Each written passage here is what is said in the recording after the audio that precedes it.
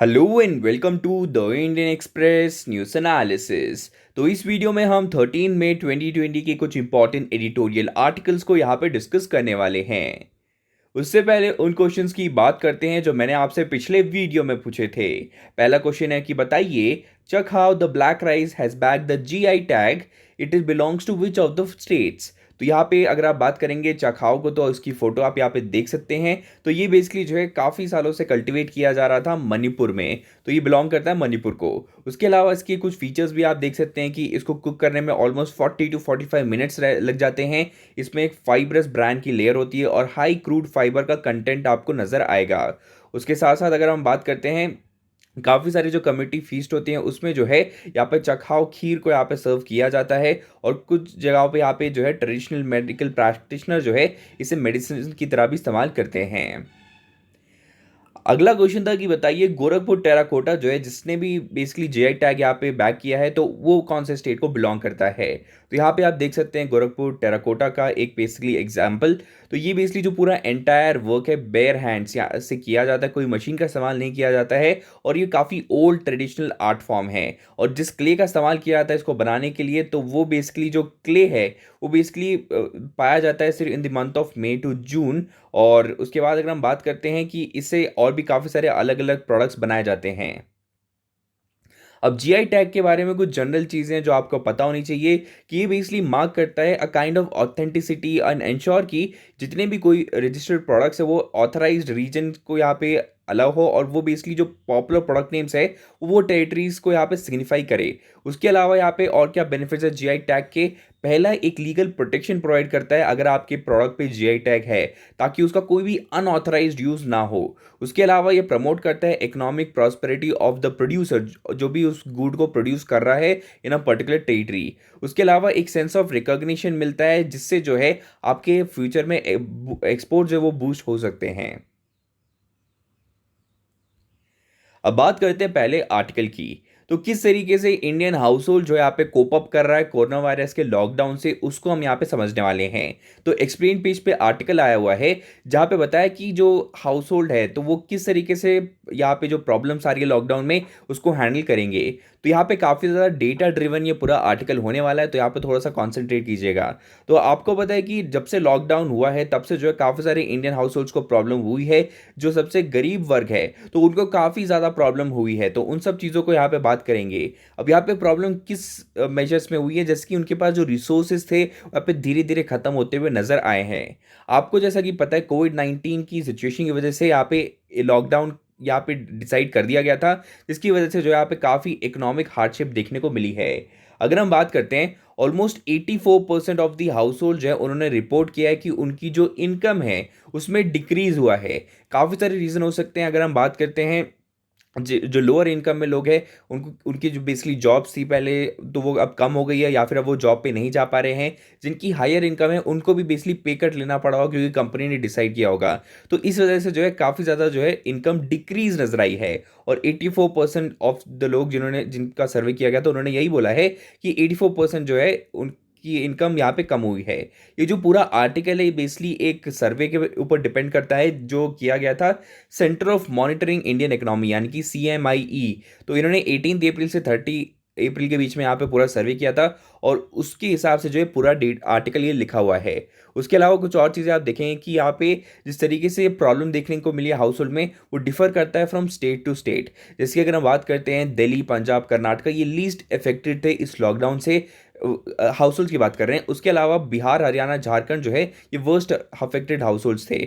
उसके अलावा अगर हम बात करते हैं, third of the Indian house hold जो है उन्होंने यहाँ पे बोला है कि उनके पास इतने रिसोर्सेज नहीं है कि वो मोर देन अ वीक अब यहाँ पे सस्टेन कर सके। तो जब से यहाँ पे लॉकडाउन लगा है और ऐसे बहुत सारे हाउस होल्ड से जिनको ये लगता है उनके पास इतने रिसोर्सेज भी नहीं है कि एक हफ्ते भी वो सस्टेन कर पाए। तो कहीं ना कहीं हमको ये तो समझ में आ गया है कि ये जो लॉकडाउन है इसने इकोनॉमिक इम्पैक्ट है। अब यहाँ पे उसको डेटा के साथ इसको समझेंगे पूरे इम्पैक्ट को। अभी जो ग्राफ आप देख रहे हैं सिग्निफाई करता है कि ऑलमोस्ट 84% ऑफ जो इंडियन हाउस होल्ड्स है उनकी इनकम में लॉस देखने को मिला है। यहाँ पे अगर आप ये जो ब्लैक लाइन देख रहे हैं या फिर ग्रीन लाइन देख रहे हैं, तो ये बेसिकली बताता है कि ऑलमोस्ट 25.5% जो है यहाँ पे आप देखेंगे कि जो अनएम्प्लॉयमेंट है वो बढ़ता हुआ नजर आ रहा है। तो यहाँ पे आप देखेंगे कि यहाँ पे जो स्पाइक है, इससे पता चलता है कि अनएम्प्लॉयमेंट रेट बढ़ रहा है और उसके बाद लेबर फोर्स पार्टिसिपेशन वो डिक्लाइन हो रहा है। तो क्योंकि यहाँ पे लेबर फोर्स डिक्लाइन हो रहा है, अनएम्प्लॉयमेंट बढ़ रहा है, तो ऑब्वियसली बात है यहाँ पे जो अमाउंट ऑफ मनी एक पर्टिकुलर हाउस होल्ड को मिलता था पहले, अब वो यहाँ पे नहीं मिलेगा। अगली बात करते हैं इवन जो यंगस्टर्स है, तो वो सबसे ज़्यादा इफेक्ट हुए, उसके बारे में भी एक यहाँ पे ग्राफ नज़र आएगा आपको। इस ग्राफ की तरफ देखिए, ये जो आपको ऑलमोस्ट लाइट ब्राउन कलर में जो दिख रहा है, ये बताता है कि कितनी जॉब्स यहाँ पे आई है 2019 क्योंकि ये फिजिकल ईयर में। और जो रेड लाइन है, ये बताता है कि कितने यहाँ पे जो है जॉब लॉसेस हुए हैं। अगर आप देखेंगे कि 20 की और यहाँ पे 40 के बीच की जो एज है, वहाँ पे काफ़ी सारे लोग यहाँ पे इनकी जॉब्स गई हैं। तो ये चीज़ आपको समझ में आई होगी। मैंने आपको पहले ही बताया था कि कुछ स्टेट ज़्यादा ही यहाँ पे इफेक्ट हुए हैं कंपेयर टू कुछ और। तो इसमें आप देख सकते हैं 5 मोस्ट अफेक्टेड स्टेट जो है यहाँ पे आप देखेंगे रेड कलर में आपको नजर आएंगे, जैसे कि त्रिपुरा है, छत्तीसगढ़ है, उसके बाद बिहार है यहाँ पे, फिर झारखंड है, फिर यहाँ पे हरियाणा है। तो ये जो स्टेट्स है, इनकी जो हाउस होल्ड इनकम रिपोर्ट की गई है वो काफ़ी ज़्यादा लो है compare to the normal times. तो ये सबसे इफेक्टेड यहाँ पे स्टेट्स हैं। अब यहाँ पे एक ट्रेंड है जो यहाँ पे आप देखने को मिल सकता है। इस ग्राफ में आप देख सकते हैं कि किस तरीके से यहाँ पे क्वारंटाइन के बाद से जो है जो हाउस होल्ड्स का डिस्ट्रीब्यूशन है इनकम का, वो काफ़ी सीवियरली इफेक्ट हुआ है। इसे हम बेसिकली इनकम के हिसाब से क्लासीफाई किया गया है। तो यहाँ पे सबसे पहला स्टेटमेंट दिया गया है कि ऑलमोस्ट 85% ऑफ हाउस होल्ड जो है जिनकी इनकम 3801 से कम थी, तो उन्होंने जो है एक्सपीरियंस किया है फॉल इन इनकम। यहाँ पे आप देखिए कि ग्राफ में ये जो रेंज है 0 से 3801 रुपीज़ की, अगर आपकी इनकम इसके बीच में है, तो ऑलमोस्ट 84% लोगों ने यहाँ पे बोला है कि उनकी जो है इनकम रिड्यूस हुई है। उसी तरीके से बोला गया है कि जो 66% ऑफ द हाउस होल्ड है जिनकी इनकम मोर देन यहाँ पे 12,734 है। यहाँ पे आखिरी यहाँ पे जो बार चार्ट देख रहे हैं, तो इसमें बताया गया है कि इस कैटेगरी में जितने भी लोग आते हैं उसमें 66% लोगों ने बोला है कि उनकी इनकम में रिडक्शन हुआ है। तो ये तो समझ में आता है कि क्योंकि अगर यहाँ पे आपकी सैलरी 12,000 से ज़्यादा है, तो ऑब्वियसली बात है कि इवन ड्यूरिंग लॉकडाउन जो है आपने किसी तरह मैनेज कर लिया होगा टू वर्क फ्रॉम होम या रिमोटली काम करना, तो आपका जो नेचर ऑफ वर्क है वो ऐसा होगा। तो इसी वजह से आपका जो इनकम सोर्स है वो इतना इफेक्ट नहीं हुआ होगा।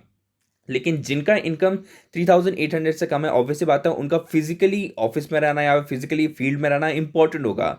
अब क्योंकि लॉकडाउन की वजह से वो नहीं हो पा रहा था, इसी वजह से उनकी इनकम ज़्यादा इफेक्ट हुई होगी। लेकिन एक और जो ट्रेंड है जो देखने को मिल रहा है वो ये है कि इन दोनों इनकम्स के बीच में जो है रिपोर्ट किया गया है कि ऑलमोस्ट 90% जो लोग हैं उनकी इनकम में रिडक्शन हुआ है। मतलब ये जो कैटेगरी में आते हैं, जो जिनकी इनकम 3800 से लेके 12,000 के बीच में है, उसमें लोगों ने रिपोर्ट किया है ऑलमोस्ट 90% लोगों ने कि उनकी इनकम में रिडक्शन किया गया है।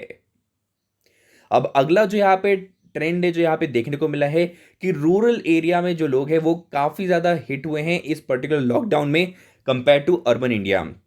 तो यहाँ पे इवन ग्राफ में आप देख सकते हैं रूरल बेसिकली आपको लाइट पिंक कलर में आपको नजर आएगा और जो अर्बन एरिया है वो बेसिकली आपको रेड कलर में नजर आएगा। तो यहाँ पे आप देख सकते हैं across all the income categories आपको ये पता चल गया होगा कि जो रूरल एरिया है वहाँ पे ज़्यादा इनकम लॉस रिपोर्ट की गई है। अगला एक और चीज़ यहाँ पे बताया जा रहा है कि काफ़ी सारे ऐसे लोग हैं जिनको असिस्टेंस की ज़रूरत पड़ेगी। तो काफ़ी सारे तरीके से किया गया है, जैसे कि कम्युनिटी हेल्प हो सकती है, एनजीओज़ के द्वारा हो सकता है, गवर्नमेंट यहाँ पे हेल्प कर रहा है, फ्री में राशन बांटने की बात कर सकते हैं, पैसे देने की बात की जा सकती है। तो ये जो असिस्टेंस है काफ़ी इंपॉर्टेंट है, क्योंकि अगर आप इस ग्राफ में देखेंगे तो यहाँ पे आपको पता चलेगा कि ऑलमोस्ट 33.7% ऐसे लोग हैं जिन्होंने ये क्लेम किया है कि उनके पास जितने रिसोर्सेज, पैसे या फिर फूड अवेलेबल है वो सिर्फ 1 वीक या लेस तक ही अवेलेबल रहेगा। मतलब उसके बाद शायद दो जो है वो भूखे ही रह जाएंगे। उसके बाद कुछ लोगों ने बोला है कि सिर्फ 11 पॉइंट ऐसे लोग हैं जिन्होंने बोला है कि वो 2 वीक तक सस्टेन कर पाएंगे इस लॉकडाउन को। 25.1% लोगों ने कहा है कि वो 3 से 4 वीक्स तक जो है मेंटेन कर पाएंगे। लेकिन यहाँ पे आपको एक चीज़ समझनी है, इस ग्राफ से हमें ये तो समझ में आ गया कि जो डिस्ट्रीब्यूशन ऑफ कैश और जो काइंड्स है वो काफ़ी इंपॉर्टेंट हो जाएगा, ताकि कोई भी जो है माल न्यूट्रिशन या डिप्रीवेशन की प्रॉब्लम यहाँ पे ना आए। एक और चीज़ आप देखेंगे कि इस ग्राफ में मैं आपको एक और ग्राफ दिखाता हूँ, यहाँ पे देखिए। तो ऑलमोस्ट अगर आप बात करते हैं कि 14% ऐसे लोग हैं जिन्होंने बोला है कि वो बेसिकली लेस देन 1 वीक्स भी सस्टेन नहीं कर पाएंगे। ये जो लाइन आप स्ट्रेट लाइन देख रहे हैं 90% से, तो ये ऑलमोस्ट उनको रिप्रेजेंट करता है। मतलब इनके पास कोई भी माध्यम या रिसोर्स नहीं है कि वो सस्टेन कर सके। तो ऑब्वियसली बात है कि या तो यहाँ पे स्टारवेशन की प्रॉब्लम आएगी इन फैमिलीज में, तो ये जो है काफ़ी क्रिटिकल बात है। तो इसी वजह से यहाँ पे कोई ना कोई पैकेज गवर्नमेंट की तरफ से देना इन लोगों को काफ़ी इंपॉर्टेंट रहेगा। अब बात करते हैं रिलीजन के बेसिस पे, अगर हम डेटा को एनालाइज करते हैं तो कोई मेजर डिफरेंस नहीं है। तो इसके लिए सारे रिलीजन्स के जो लोग हैं वो इक्वली यहाँ पे लॉकडाउन से अफेक्ट हुए हैं, तो वही चीज़ यहाँ पे बताई गई है। अब बात करते हैं यहाँ पे एग्जिट स्ट्रैटेजी क्या होनी चाहिए लॉकडाउन से। तो आपको पता होगा कि मंडे के आज को जो है यहाँ पे पीएम ने काफ़ी सारे सीएम से यहाँ पे बात की थी अबाउट एग्जिट स्ट्रैटेजी कि किस तरीके से हमें स्टेप बाय स्टेप जो है ग्रेजुअली लॉकडाउन से बाहर आना है। तो इस पूरे आर्टिकल का एम्फोसिस ये है कि हमें जो है यहाँ पे स्ट्रैटेजीज जो भी हम बना रहे हैं तो वो बेसिकली डिसाइड की जानी चाहिए ऑन अ रीजनल लेवल। मतलब स्टेट को अपनी प्रॉब्लम ज़्यादा अच्छे से पता है, तो उस हिसाब से स्टेट का जो रोल है, जो से है, वो काफ़ी इंपॉर्टेंट होना चाहिए। तो उसी पे यहाँ पे फोकस किया गया है इस आर्टिकल में। अब यहाँ पे अगर हम बात करते हैं जो मीटिंग हुई थी उसमें जो है ऑलमोस्ट 4 ऐसे स्टेट्स थे जैसे कि महाराष्ट्र, तेलंगाना, पंजाब और वेस्ट बंगाल, जो इस व्यू से थे कि लॉकडाउन को जो है एक्सटेंड कर देना चाहिए बियॉन्ड May 17। और ऐसे भी कुछ यहाँ पे सीएम थे जिन्होंने ये बोला है कि इस लॉकडाउन की वजह से इकोनॉमी हर्ट हो रही है, तो इकोनॉमी को ओपन करना काफ़ी इंपॉर्टेंट है। तो हमें ये समझना है कि इन आर्ग्यूमेंट से ये तो क्लियर है कि हर स्टेट की डिमांड अलग है, तो हर किसी को जो है बेसिकली रिकॉग्नाइज भी अलग तरीके से करने की ज़रूरत है। हर जगह पे अलग रेगुलेशंस यहाँ पे अप्लाई होंगे। उसी तरीके से अगर हम बात करते हैं जो यहाँ पे ट्रेन, यहाँ पे पैसेंजर ट्रेन फिर से शुरू कर दी है, तो उसके खिलाफ भी काफ़ी सारे रिजर्वेशन यहाँ पे देखने को मिले थे। जैसे कि सीएम ऑफ छत्तीसगढ़, बिहार, तमिलनाडु, कर्नाटक और आंध्र प्रदेश को लगा कि ये जो स्टेप लिया गया ये इतना ज़्यादा सही नहीं है। तो कहीं ना कहीं आप समझ रहे होंगे कि हर स्टेट की डिमांड्स अलग है, हर जो यहाँ पे स्टेट की एस्पिरेशंस है वो काफ़ी अलग है। तो भले यहाँ पे एक ऐसी स्ट्रैटेजी बनाई जा सकती है कि एज अ कंट्री जो है वो एक ब्लूप्रिंट बना सकते हैं और उसके अलग अलग वेरिएंट्स जो है यहाँ पे अलग अलग स्टेट में अप्लाई किए जा सकते हैं। अब यहाँ पे मेजर कंसर्न्स क्या यहाँ पे रेज हुए हैं उसे समझते हैं। सबसे पहले ये कि ऐसे काफ़ी सारे स्टेट्स हैं जैसे कि पंजाब या दिल्ली का एग्जांपल लेते हैं, तो उन्होंने अपोज किया है जो यहाँ पे स्ट्रैटेजी यूज़ की गई थी कि डिस्ट्रिक्ट वाइज कंटेनमेंट यहाँ पे किया जाए। क्योंकि यहाँ पे हो सकता है कि एक पर्टिकुलर एरिया में कंटेनमेंट किए करते तो ज़्यादा सही रहता, इंस्टेड ऑफ पूरे डिस्ट्रिक्ट में लॉकडाउन कर देना। उसी तरीके से उन्होंने ये भी बोला है कि सेंटर को डिसाइड करने का पावर नहीं देना चाहिए कि कौन सा एरिया रेड है, ग्रीन है या ऑरेंज है। इंस्टेड जो पावर डेलीगेट कर देना चाहिए स्टेट्स को। उसी के साथ अगर हम बात करते हैं केजरीवाल जी की, तो उन्होंने ये बोला है कि ये पूरा जो कलर कोडिंग का है, ग्रीन, ऑरेंज, रेड, इसको हटा देना चाहिए। सिर्फ ये समझना चाहिए कि कहाँ पे कंटेनमेंट एरिया है उसको कंप्लीटली सीज कर देना चाहिए। तो ये चीज़ जो है आप पे रिकमेंड की गई है। अब ये जो इतना डिस्कशन हमने किया और काफ़ी सारे न्यूज़ आर्टिकल जो आए हैं जहाँ पे स्टेट ने अपने वॉइसेस को यहाँ पे रेज किया, बताया कि क्या उनकी कंसर्न्स है और क्यों जो सेंटर यहाँ पे रेगुलेशन पास कर रहा है उसे अप्लाई नहीं करना चाहिए, वो क्यों इंपॉर्टेंट है। अब यहाँ पे मेजर लेसन जो हमने सीखा है पिछले 2 महीनों में वो ये है कि हमारी जो कंट्री की डेमोग्राफिक है, जो इकोनॉमी है, जो कल्चरल डाइवर्सिटी है, तो इससे ये तो क्लियर है कि एक जो हम यहाँ पे सॉल्यूशन लेकर आ रहे हैं वो हर किसी को फिट नहीं करेगा। तो वन साइज फिट अप्रोच यहाँ पे यूज़ नहीं की जा सकती है। जिसकी अगर आप देखेंगे कि केरला ने कितना अच्छे से यहाँ पे सक्सेसफुली काम किया यहाँ पे कोविड सिचुएशन को हैंडल करने के लिए, जो फ्लैटन द कर्व जो फ्रेज हम यूज़ कर रहे थे वो अब यहाँ पे काफ़ी अच्छे से कर पा रहे हैं। तो उस टाइम पे भी जो है केरल ने काफ़ी ज़्यादा यहाँ पे रेजिस्टेंस दिखाया था अगेंस्ट दिस जो यहाँ पे गाइडलाइन सेंटर की तरफ से आ रही है, जो काफ़ी कॉन्ट्रडिक्टिंग भी थी। तो उसको भी हम यहाँ पे आगे आने आर्टिकल में डिस्कस करेंगे किस तरीके से पूरा केरला का अप्रोच था। लेकिन इससे एक चीज़ हमें समझ में आ गई है कि जो लोकल ऑफिसर्स है उनका जो खुद का नॉलेज है, जो रीजनल स्पेसिफिसिटीज़ है, वो काफ़ी हेल्प करने वाली है। तो इसी वजह से स्टेट का सही होना काफ़ी इंपॉर्टेंट रहेगा। उसी तरीके से मैंने आपको पहले बताया कि सेंटर बेसिकली यहाँ पे ब्रॉड प्रिंसिपल्स को यहाँ पे रख सकता है और जो माइक्रो प्लानिंग है उस चीज़ को स्टेट के ऊपर छोड़ सकता है। उसी के साथ साथ बात करते हैं जो कोविड की सिचुएशन है और जो लॉकडाउन से हम यहाँ पे धीरे धीरे ग्रेजुअली बाहर आने की कोशिश कर रहे हैं, उसमें एक इंपॉर्टेंट पैरामीटर रहेगा कोऑपरेटिव फेडरलिज्म का। मतलब इसका मतलब ये होता है कि कॉपरेशन होना चाहिए सेंटर्स और स्टेट्स के बीच में। तो यहाँ पे आपको पता हो कि एक एक्ट है जिसको इन्वोक किया गया था जिसका नाम है डिजास्टर मैनेजमेंट एक्ट ऑफ 2005। उसके अंतर्गत जो है यहाँ पे सेंटर जो है यहाँ पे गाइडलाइंस बना सकता है और स्टेट को जो है उन्हें उनके साथ कंप्लाई करना पड़ेगा। लेकिन यहाँ पे आपको ये भी समझना है कि इस एक्ट में लिखा गया है कि इसमें जो है यहाँ पे जो भी कंसल्टेशन किया गया है उसके उसमें जो है स्टेट का भी पार्ट होना चाहिए, जो कि यहाँ पे नहीं किया गया है। अगर हम बात करते हैं डिजास्टर मैनेजमेंट का जो एक्ट 2005 में बनाया गया है, और ये जो पूरा यहाँ पे सब्जेक्ट है ये बेसिकली रेसिडुअल सब्जेक्ट्स में आता है, तो इसमें जो है यहाँ पे ऑब्वियसली बात है कंसल्टेशन लेना काफ़ी इंपॉर्टेंट भी रहेगा। अब इसमें ये बोला गया है कि एक नेशनल प्लान होना चाहिए जिसमें जो है यहाँ पे स्टेट का भी पार्टिसिपेशन होना चाहिए इस प्लान को बनाने के लिए। लेकिन ऐसा कोई नेशनल प्लान नहीं है, सेंटर जो यहाँ पे एड हॉक यहाँ पर डिसीजंस ले रहा है। तो ये काफ़ी ज़्यादा प्रॉब्लम नज़र आ रही है और ये काफ़ी ज़्यादा हर्ट कर सकता है कोऑपरेटिव फेडरलिज्म को। उसके अलावा एक और जो प्रॉब्लम नज़र आएगी स्टेट्स और सेंटर के बीच में वो ये है लैक ऑफ फंड्स। क्योंकि आपको पता है कि जब भी ऐसी कोई सिचुएशन आती है यहाँ पे, तो पेंडेमिक की सिचुएशन जो है वहाँ पे फर्स्ट रिस्पॉन्डर कौन होता है? स्टेट होता है। अगर स्टेट के पास फंड्स नहीं है तो ऑब्वियसली बात है प्रॉब्लम होने वाली है। हमें पता है कि जो पीएम केयर्स का जो पूरा यहाँ पे फंड यहाँ पे लिया गया था, तो उसमें ये भी बोला गया था कि अगर आप एज अ कॉर्पोरेशन अगर आप इसमें इन्वेस्ट करते हैं, बेसिकली आप यहाँ पे डोनेट करते हैं, तो आपको जो है कॉर्पोरेट सोशल रिस्पॉन्सिबिलिटी का जो है एग्जाम्पशन दिया जाएगा। लेकिन ऐसा कोई एग्जाम्पशन जो है सीएम फंड में अगर आप पैसे डोनेट करते हो तो नहीं है। तो कहीं ना कहीं डिसेंटिवाइज करता है लोगों को कि वो सीएम फंड में जो है पैसे डोनेट ना करें, तो ये काफ़ी गलत बात है। उसके अलावा अगर हम बात करते हैं स्टेट में काफ़ी ज़्यादा प्रॉब्लम चल रही है, जैसे कि उनके जो यहाँ पे रेवेन्यूज़ के सोर्स थे वो अब रिड्यूस होते हुए नजर आ रहे हैं। काफ़ी स्टेट्स में अभी भी लिक्विड सेल बैन है। उसके बाद यहाँ पे पेट्रोल और डीजल का जो सेल हो रहा है वो भी काफ़ी कम है। कोई भी नए रजिस्ट्रेशन नहीं हो रहे, एग्रीमेंट साइंस नहीं हो रहे हैं, जीएसटी कलेक्शन काफ़ी कम हो गया है, और जो यहाँ पे शेयर करना चाहिए था वैल्यू फ्रॉम द सेंटर वो भी नहीं हो रहा है।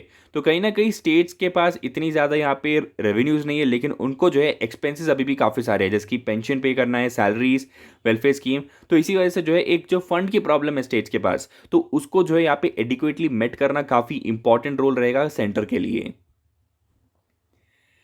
अब यहाँ पे हम अगला आर्टिकल बॉयज़ लॉकर रूम से रिलेटेड एक आर्टिकल को डिस्कस करेंगे। ये बेसिकली जो ऑथर है बता रहे हैं किस तरीके से आज के टाइम में जो है पेरेंट्स को, टीचर्स को, स्कूल्स को जो है यहाँ पे एक जेंडर इक्वालिटी और यहाँ पे किस तरीके से अपोजिट जेंडर को ट्रीट करना चाहिए, उसके बारे में जो है सेंसिटाइजेशन कराना इंपॉर्टेंट है। उसको हम बेसिकली समझेंगे इस आर्टिकल में। अब यहाँ पे पहले थोड़ा सा कंटेक्स्ट जान लेते हैं, जिनको नहीं पता कि ये बॉयज़ लॉकर रूम का पूरा यहाँ पे कंटेक्स्ट क्या है तो उसको समझते हैं। तो हुआ ये है कि इंस्टाग्राम पे बेसिकली एक ग्रुप या फिर एक बना हुआ था जिसके अंतर्गत जो है काफ़ी सारे लोग हैं उन्होंने ज्वाइन किया था। तो ये बेसिकली जो है स्टूडेंट्स है फ्रॉम बेसिकली उनकी जो एज है ऑलमोस्ट 14 से 18 के बीच में है। तो ये जो है काफ़ी सारी अश्लील बातें यहाँ पे कर रहे थे, और यहाँ पे जो है बॉडी शेमिंग की जा रही थी, इवन रेप कल्चर को यहाँ पे प्रमोट किया जा रहा था। ऐसे जो है यहाँ पे चैट्स देखने को मिली थी। लेकिन अभी फिर एक और रीसेंट न्यूज़ आई थी कि जो रेप से रिलेटेड जो यहाँ पे कमेंट्स दिखाए गए थे, स्क्रीनशॉट दिए गए थे, वो किसी और अलग सेपरेट कन्वर्सेशन थी ऑन स्नैपचैट, तो वो बेसिकली इसमें ऐड हो गई थी। तो इसी वजह से जो है वो पूरा केस अलग रखा गया है। लेकिन अभी भी जो है बॉयज़ लॉकर रूम में जो यहाँ पे बॉडी शेमिंग की गई थी यहाँ पे, और जो गर्ल्स के बारे में बात की गई थी, तो वो जो है उसके बारे में अभी भी इन्वेस्टिगेशन की जा रही है। तो Delhi commission for women DCW जो है इन्होंने एक नोटिस इशू किया था कि ये बताने के लिए कि यहाँ पे जो लोग यहाँ पे इसके मेंबर है इस ग्रुप के, तो उनके बारे में यहाँ पे डिटेल्स मांगी गई थी, और 10 मेंबर्स ऑफ ग्रुप जो है उनको आइडेंटिफाई किया गया है, और under the provision of juvenile justice act जो है इनके खिलाफ यहाँ पे इन्वेस्टिगेशन की जा रही है। अब यहाँ पे एक चीज़ आपको समझनी होगी कि जो पुलिस है उन्होंने रजिस्टर किए हैं यहाँ पे case under the section of forgery 465, 471, उसके बाद यहाँ पे 509, फिर आईपीसी सेक्शन 67, 67A, क्योंकि ये आईटी एक्ट के अंतर्गत आता है। अब बात करते हैं मेजर इश्यूज क्या है इस बॉयज़ लॉकर रूम के पूरे यहाँ पे जो चीज़ें हुई हैं। सबसे पहले रूमर मॉन्गरिंग। जब से ये पूरा इशू बाहर आया है काफ़ी सारे रूमर्स यहाँ पे फैल रहे हैं, तो उसको रोकना भी काफ़ी इंपॉर्टेंट था। और जैसे ही ये पूरा जो इशू है बाहर आया मीडिया में, तो काफ़ी सारे और ग्रुप्स यहाँ पे बनने लग गए इंस्टाग्राम पे और अलग अलग जो है सोशल मीडिया चैनल पे, जो बेसिकली कोशिश तो ये कर रहे थे कि जो मोमेंटम चल रहा है, जो न्यूज़ यहाँ पे चल रहा है, फेम चल रहा है इस पूरे इशू का, तो उससे फॉलोअर्स गेन करे। तो इसे बहुत सारे कॉपी कैट ग्रुप्स बन गए थे, जैसे कि बॉयज़ लॉकर रूम 2.0, 3.0, तो ये वो चल रहा था, ताकि ये सारे ग्रुप्स का एम क्या था कि ये जो है फॉलोअर्स को गेन कर सके। उसके अलावा यहाँ पे कोई भी क्लैरिटी नहीं है लॉस में, क्योंकि हम जानते हैं बॉडी शेमिंग गलत बात है, लेकिन इतने सारे इंस्टेंसेस भी होते हैं साइबर बुलिंग के, लेकिन हमारे पास कोई डेफिनेट लॉ नहीं है इस चीज़ को रोकने के लिए। उसी के साथ साथ कहीं ना कहीं ये फ्री स्पीच पे भी एक क्वेश्चन मार्क उठा देता है, क्योंकि भले ही यहाँ पे इंस्टाग्राम फेसबुक काफ़ी क्लियरली यहाँ पे बताता है कि अगर लोग जो है इसके प्लेटफॉर्म को ठीक से यूज़ नहीं करते हैं, मिसयूज़ करते हैं, तो कहीं ना कहीं वो प्यूनिटिव एक्शन लेगा। लेकिन कहीं ना कहीं चिलिंग इफेक्ट है on the free speech as well, क्योंकि यहाँ पे आप अपने सोशल मीडिया पे इवन पॉलिटिकल यहाँ पे व्यूज़ रख देते हैं। आपके ग्रुप्स में अगर बात होती होगी व्हाट्सएप ग्रुप से पॉलिटिकल व्यूज़, तो अगर वहाँ पे अगर आप कुछ ऐसी बात कर देते हैं, तो अगर यहाँ पे उन चीज़ों को बोलने के लिए अगर कोई आपको अरेस्ट कर लेता है, तो कहीं ना कहीं आपकी फ्री स्पीच अफेक्ट हो जाती है। तो वो भी काफ़ी सारे कंसर्न्स यहाँ पे इस पूरे इशू से उभरते हुए आते हैं। अब यहाँ पे बात करते हैं कि आर्टिकल में ऑथर ने क्या क्या लिखा है। सबसे पहले उन्होंने ये बताया है कि बच्चों को जो यहाँ पे जेंडर एजुकेशन प्रोवाइड करना काफ़ी इंपॉर्टेंट है from the very early period. तो यहाँ पे बोला गया है कि दो डिस्टर्बिंग ट्रेंड और ट्रुथ है जो हमें यहाँ पे सबसे पहले एक्नॉलेज करना है। सबसे पहले ये कि साइबर बुलिंग जो है काफ़ी ज़्यादा मात्रा में की जाती है, उसको सबसे पहले एक्नॉलेज करना इंपॉर्टेंट है। और इससे जो है यहाँ पे स्टूडेंट्स और जो बच्चे हैं वो डिप्रेशन, एंजाइटी और एक्जीम स्ट्रेस जो है उसको फेस करते हैं अपने लाइफ में। उसके अलावा यहाँ पे जो लॉकर रूम का इंसिडेंट है, ये साइबर बुलिंग के साथ साथ जो है वॉयलेंस अगेंस्ट वुमेन के बारे में भी यहाँ पे बताता है। और हमारी कंट्री में वॉयलेंस जो किया जाता है वुमेन के अगेंस्ट, वो भी काफ़ी ज़्यादा, उसे एक्नॉलेज करना काफ़ी इंपॉर्टेंट भी है। इररेस्पेक्टिव कि आप कितने एजुकेटेड है या नहीं है, बहुत सारी जगहों पे अभी भी वॉयलेंस किया जाता है वुमेन के खिलाफ, जो कि काफ़ी अलार्मिंग है। अब यहाँ पे दो अप्रोचेस है जो यहाँ पे ऑथर सजेस्ट करते हैं। सबसे पहले ये कि जेंडर और सेक्स एजुकेशन को जो है यहाँ पे प्रोवाइड करना चाहिए from the primary school curriculum का पार्ट होना चाहिए, ताकि जो है यहाँ पे जिस इग्नोरेंस के साथ लोग यहाँ पे गलत चीज़ें सीख रहे हैं, गलत चीज़ों को कर रहे हैं, तो उसको रोकना काफ़ी इंपॉर्टेंट है। इवन इस पूरे इशू में जो है जुवेनाइल जस्टिस किस तरीके से एक्ट करेगा, वो भी काफ़ी इंपॉर्टेंट रोल प्ले करने वाला है। अब बात करते हैं, ये जो पूरा इशू है इसलिए भी काफ़ी ज़्यादा हाइप इसको मिली है, क्योंकि जो स्टूडेंट्स इन्वॉल्व है वो काफ़ी ज़्यादा जो है हाई प्रोफाइल स्कूल्स को बिलोंग करते हैं। अगर यही लोग ऐसी बातें करने लगेंगे तो ऑब्वियसली बात है रेप कल्चर काफ़ी बढ़ जाएगा। तो इस थॉट के साथ जो है ये बेसिकली न्यूज़ काफ़ी ज़्यादा जो है यहाँ पे हाइप में आ गई थी। अब अगर हम बात करते हैं जेंडर एजुकेशन की, तो यहाँ पे बोला गया है कि जो स्कूल्स है ये कंडक्ट कर सकते हैं साइबर बुलिंग, जेंडर सेंसिटाइजेशन और gender abuse workshop regular basis पे विद पेरेंट्स, स्टूडेंट्स और यहाँ पे टीचर्स के साथ। और उसी के साथ साथ जिस तरीके से पेरेंट्स यूजुअली जो है बॉयज़ को एक सेंस ऑफ एंटाइटलमेंट देते हैं, तो ये जो है कंप्लीटली एबॉलिश कर देना चाहिए। उसी के साथ साथ यहाँ पे इंस्टेड ऑफ टेलिंग गर्ल्स की स्टे होम या फिर कवर देम अप, इनको सिखाना पड़ेगा बॉयज़ को कि कैसे जो है यहाँ पे वेल बिहेव करना चाहिए। तो ये कुछ इंपॉर्टेंट चीज़ें जो है ऐसा बिहेवियर लेवल आप as a family, as a society आपको करना होगा, ताकि ऐसे इंसिडेंसेस यहाँ पे एक बार आए। लेकिन क्या पता अभी भी प्राइवेट में कितने लोग यहाँ पे जो है किसी भी लड़की के बारे में कुछ ना कुछ बोल रहे होंगे, बॉडी शेमिंग कर रहे होंगे और बहुत सारी बातें कर सकते हैं। तो इसी वजह से जो है यहाँ पे एक बिहेवियर चेंज लाना काफ़ी इंपॉर्टेंट रहेगा। अब यहाँ पे जो मैंने 3 चीज़ें बताई, तो ये तभी पॉसिबल है जब यहाँ पे पेरेंट्स जो है एग्जाम्पल के साथ लीड करेंगे।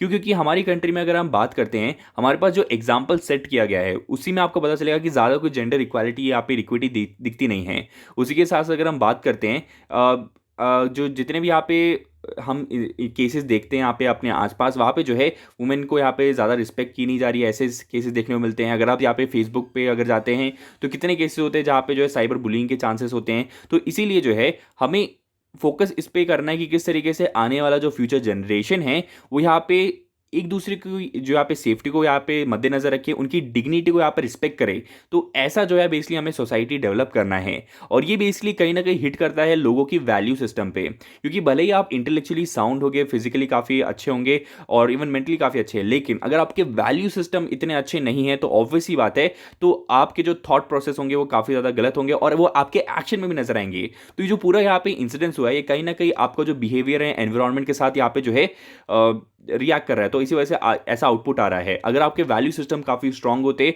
तो बेसिकली ऐसी चीज़ें नहीं होती। अगला आर्टिकल हम यहाँ पे केरला का एग्जाम्पल देखेंगे कि किस तरीके से उन्होंने जो है यहाँ पे जो फ्लैटन द कर्व का जो फ्रेज है उसे काफ़ी ज़्यादा इंप्लीमेंट करने की कोशिश की गई है। जो केसेस हैं नए वो काफ़ी ज़्यादा कम हो गए हैं, तो उसको उन्होंने कैसे हासिल किया, क्या उसके जो एग्जिस्टिंग सोशल सेक्टर्स में उनकी जो यहाँ पे महारत थी उसने हेल्प किया, उसको हम यहाँ पे समझेंगे। आपको पता है केरला में एजुकेशन लिटरेसी काफ़ी ज़्यादा हाई है, वहाँ पे जो हेल्थ में इन्वेस्टमेंट किया जाता है काफ़ी ज़्यादा हाई है। तो कहीं ना कहीं इन सब चीज़ों ने जो है उनकी काफ़ी हेल्प की है इस कोविड सिचुएशन में। आपको पता होगा होगा कि जो इनिशियली केरला में काफ़ी सारे केसेस आ रहे थे, लेकिन फिर हमने देखा कि उन्होंने काफ़ी अच्छे से यहाँ पे जो है मैनुअल ट्रेसिंग की पता लगाया कि किन किन के यहाँ पे इफेक्ट हो सकते हैं। तो जो ट्रेसिंग का जो पूरा तरीका था काफ़ी अग्रेसिव था, और जो नंबर ऑफ पीपल जिनको इन्होंने अंडर ऑब्जर्वेशन लिया था उन्हीं में से सबसे ज़्यादा केसेस डिटेक्ट भी हुए थे। तो काफ़ी अच्छे से लोकल अथॉरिटीज़ ने काम किया, उनकी अवेयरनेस को यहाँ पे बेसिकली आप सराह सकते हैं कि काफ़ी अच्छा काम किया है। उसके बाद लो मोर्टैलिटी रेट देखने को मिली है, और उसी के साथ साथ हाईएस्ट रिकवरी रेट है यहाँ पे कोरोना वायरस इन्फेक्शन से। एक और चीज़ आप देखेंगे कि ऑलमोस्ट 90% जो पॉजिटिव केसेस आए हैं वो उन्हीं लोगों में से आए हैं जिनको जो है उन्होंने अंडर ऑब्जर्वेशन रखा था। मतलब यहाँ पे जो ऑफिशियल्स उन्होंने काफ़ी अच्छा काम किया है when it comes to tracing. उसी के साथ साथ अगर हम बात करते हैं जो सोशल डिस्टेंसिंग का प्रोटोकॉल यहाँ पे इस्तेमाल किया गया है, तो वो भी यहाँ पे काफ़ी अच्छे से इन्फोर्स किया गया। और क्योंकि यहाँ पे जो लोग हैं वो काफ़ी एजुकेटेड है, तो उनके लिए साथ जो है हैंडल करना चीज़ें काफ़ी इंपॉर्टेंट हो जाता है। इवन हम जानते हैं काफ़ी सारे सोशल इंडाइसिस में जो है केरला काफ़ी अच्छा काम करता है। इवन नॉर्डिक कंट्रीज के कंपेरेबल में हम उसमें देख सकते हैं। अब यहाँ पे काफ़ी अच्छा एग्जाम्पल दिया गया है न्यूयॉर्क और केरला के बीच में। अगर हम बात करते हैं न्यूयॉर्क की पॉपुलेशन के बारे में, तो ऑलमोस्ट 19 मिलियन है। केरला की पॉपुलेशन 33 मिलियन है। न्यूयॉर्क में अगर हम बात करते हैं उनके पास 3.1 बेड है यहाँ पे फॉर एवरी 1000 पीपल, ये 1000 है फॉर एवरी 1000 पीपल। और केरला में बेसिकली 1.8 हॉस्पिटल बेड्स आपको नजर आएंगे फॉर एवरी 1000 पीपल, तो केरला में कम है। न्यूयॉर्क में अगर बात करते हो वहाँ पे 3.8 डॉक्टर्स अवेलेबल होंगे फॉर एवरी 1000 पर्सन, और यहाँ पे केरला में 1.7 डॉक्टर्स होंगे पर 1000 पीपल। लेकिन उसके बावजूद अगर हम डेटा की बात करते हैं तो केरला में ऑलमोस्ट 512 केसेस हैं यहाँ पे कोरोना पॉजिटिव के, जिसमें से 4 डेथ हुई है। लेकिन न्यूयॉर्क की बात करें तो वहाँ पे 3.4 लाख कोरोना पॉजिटिव है और 27,000 डेथ हुई है। तो आप डिफरेंस देखिए, यहाँ पे रिसोर्सेज कितने कम है केरला के पास, उसके बावजूद जो है उन्होंने काफ़ी अच्छे से चीज़ों को हैंडल किया है। अब कहीं ना कहीं ये इसलिए भी होता है क्योंकि उनका जो लोकल गवर्नेंस का सिस्टम है, सोशल स्ट्रक्चर जो है उनका, वो काफ़ी ज़्यादा अच्छे से यहाँ पे वेल डेवलप्ड है। और इवन उनका जो पब्लिक हेल्थ का पूरा जो स्ट्रक्चर है वो भी काफ़ी अच्छे से टेस्टेड है, ट्राइड है। क्योंकि आपको पता होगा केरला ने काफ़ी सारी चीज़ें फेस की हैं रिसेंट टाइम्स में। इसकी आपको याद होगा कि जो फ्लड आया था उसके बाद उन्होंने रिकवर किया, निफा वायरस का आउटब्रेक हुआ था तब से उससे भी उन्होंने रिकवर किया था। तो काफ़ी ज़्यादा जो यहाँ पे केरला ने अलग अलग प्रॉब्लम्स को फेस करके अब वो काफ़ी ज़्यादा समझ गए हैं कि किस तरीके से चीज़ों को हैंडल करना है। अब बात करते हैं कि आपको पता होगा कि जब भी कोई प्रॉब्लम आती है, कोई क्राइसिस आता है, तो उसी के साथ साथ वो एक अपॉर्चुनिटी भी यहाँ पे लेकर आता है। तो चाइनीज में ना अगर आपको वर्ड क्राइसिस लिखना होता है तो 2 ब्रश स्ट्रोक्स होते हैं। एक स्ट्रोक का मतलब होता है डेंजर, दूसरे स्ट्रोक का मतलब होता है अपॉर्चुनिटी। तो उसी का मतलब यहाँ पे बताया गया कि केरला के पास काफ़ी अपॉर्चुनिटी है कि वो जो है इस कोविड सिचुएशन के बाद जो है काफ़ी ज़्यादा इंप्रूव कर सकता है। और ज़्यादा क्यों? क्योंकि अब जो है आपको समझ में आ गया होगा कि किस तरीके से वो रेजिलेंट है बेसिकली। मतलब यहाँ पे नो मैटर कि कितनी बड़ी प्रॉब्लम है, वो यहाँ पे जो है काफ़ी आसानी से उसको एब्जॉर्ब कर लेते हैं। इवन अगर हम बात करते हैं केरला की वेदर की, लोग काफ़ी ज़्यादा फ्रेंडली है, लॉस काफ़ी ज़्यादा स्टेबल है, यहाँ पे जो गवर्नमेंट है वो काफ़ी ऑर्डरली मैनर में वर्क करती है। तो ये काफ़ी अच्छी बात है किसी भी इन्वेस्टर के लिए अगर उन्हें यहाँ पे अगर किसी भी कंपनी में इन्वेस्ट करना है तो। उसके साथ अगर हम बात करते हैं यहाँ के जो लोग हैं वो काफ़ी फ्रेंडली है और काफ़ी एंटरप्रेन्योर स्पिरिट भी है। तो उनका जो एक्सपर्टाइज और एक्सपीरियंस है उसको काफ़ी इस्तेमाल किया जा सकता है। इनके कनेक्शंस काफ़ी अच्छे हैं आउटसाइड द कंट्री भी, या अगर मान लीजिए अगर टूरिज्म को भी काफ़ी अच्छे से बूस्ट दे सकते हैं।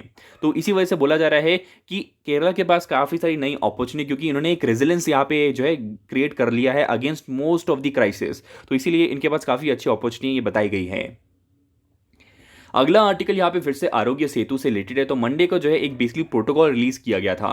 तो उस प्रोटोकॉल में क्या क्या चीज़ें लिखी गई हैं यहाँ पे बताया गया है कि आपका डेटा किसके एक्सेस दिया जाएगा और कब दिया जाएगा, वो सारी चीज़ें यहाँ पे डिस्कस करेंगे हम यहाँ पे। अब हुआ ये है कि मंडे को मिनिस्ट्री ऑफ इलेक्ट्रॉनिक्स और आईटी यानी कि इंफॉर्मेशन टेक्नोलॉजी जो है इन्होंने यहाँ पे बताया है एक प्रोटोकॉल रिलीज करके कि डेटा शेयरिंग और कैसे किया जाएगा आरोग्य सेतु के द्वारा। अब ये भी इसलिए एग्जीक्यूटिव ऑर्डर के द्वारा यहाँ पे करने की कोशिश की गई है। इससे पहले जो है यहाँ पे ओनली लीगल शील्ड जो प्रोवाइड की गई थी वो थी ऐप की प्राइवेसी पॉलिसी में। लेकिन अगर हम बात करते हैं जब भी हम यहाँ पे डेटा या फिर प्राइवेसी की बात करते हैं तो it should be backed by personal data protection law. लेकिन अभी जो पर्सनल डेटा प्रोटेक्शन का जो हमारा बिल है वो अभी भी जो है पार्लियामेंट से अभी भी अप्रूव नहीं हुआ है। तो ये जो प्रोटोकॉल है उसमें काफ़ी सारी चीज़ें यहाँ पे काफ़ी लूजली लिखी गई है, तो इसलिए जो एक एरिया ऑफ कंसर्न बन जाता है। अब बात करते हैं कि गवर्नमेंट ने ये प्रोटोकॉल क्यों रिलीज़ किया। ऑब्वियसली बात है यहाँ पे जितने भी हमारे पास यहाँ पे जो इंडस्ट्रीज़ है यहाँ पे, या फिर मान लीजिए जो डिपार्टमेंट्स है, उनको यहाँ पे कुछ लॉज बनाने पड़ेंगे, यहाँ पे रेगुलेशंस लाने पड़ेंगे। वो तभी ला पाएंगे जब उनके पास डेटा अवेलेबल होगा। तो डेटा तभी अवेलेबल होगा जब यहाँ पे आरोग्य सेतु ऐप से जो है डेटा फ्लो करेगा। तो इस डेटा को गैदर करने के लिए जो है उन्होंने ये प्रोटोकॉल को लेकर आए, ताकि जो प्राइवेसी कंसर्न्स रेज हो रहे थे तो उसको थोड़ा सा यहाँ पे कम किया जा सके। अब ये जो डेटा है तो ये कलेक्ट और शेयर किया जाएगा आरोग्य सेतु के द्वारा। तो ये जो काइंड ऑफ डेटा है उसे 4 कैटेगरीज में हम यहाँ पे क्लासिफाई कर सकते हैं। एक है डेमोग्राफिक डेटा।